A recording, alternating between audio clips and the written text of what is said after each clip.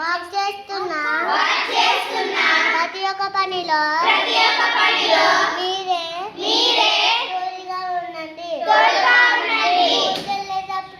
స్కూల్కి వెళ్ళేటప్పుడు వచ్చేటప్పుడు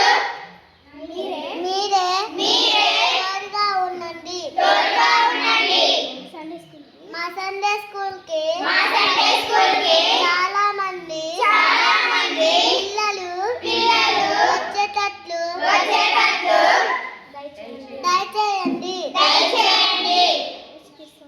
యేసుక్రీస్తు నామములో